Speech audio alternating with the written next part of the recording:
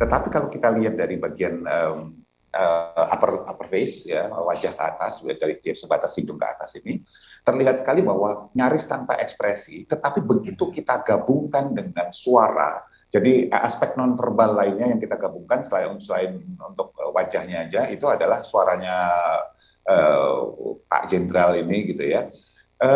Yang kita lihat bahwa suaranya itu menandakan bahwa dia tegang sebetulnya. Dan kalau kita bicara tentang permintaan maaf, ini permintaan maaf yang sudah tanda petik dirancang dengan baik karena memang bukan langsung dia bicara secara apa ya istilahnya tiba-tiba gitu ya dari hatinya. Karena nada-nada kemudian cara dia mengucapkan itu sangat tertata dan cukup lugas seperti bisa jadi kalau memang Irjen Sambo ini memang orangnya lugas, tegas seperti itu. Tapi yang dibicarakan di sini adalah sebuah peristiwa yang melibatkan hilangnya nyawa seseorang dan seseorang ini bukan orang jauh. Orang ini adalah orang yang sangat dekat dan bisa jadi buat keluarganya mereka sudah selama ini mungkin dianggap anak bahkan seperti itu. Nah, menariknya apa? Jadi gini, kalau yang namanya permintaan maaf atau bela sungkawa itu kan nggak bisa dipaksa. Orang ketika benar-benar sedih, ketika benar-benar minta maaf itu beda intonasinya, walaupun biasanya galak, tegas, lugas gitu, itu udah beda sekali kalau kita bicara kondisi psikologis manusia.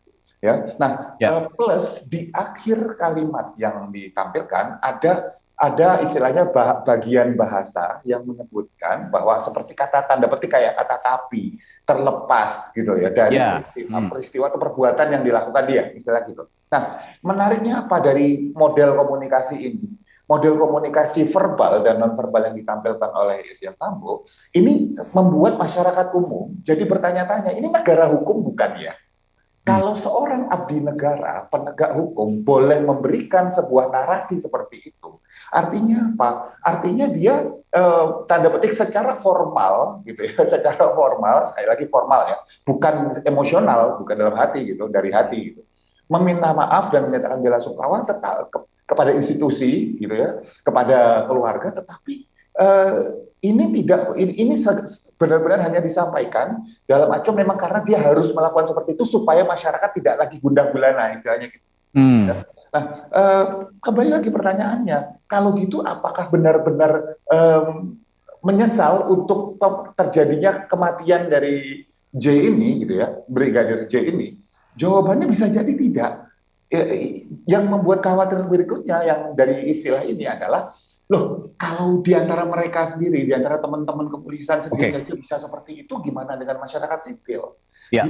Gimana juga bahwa kemudian hukum ini diletakkan di mana, sedangkan abdi penegak hukumnya aja tidak menaati hukum untuk kesalahan yang dilakukan dia. Kira-kira seperti itu.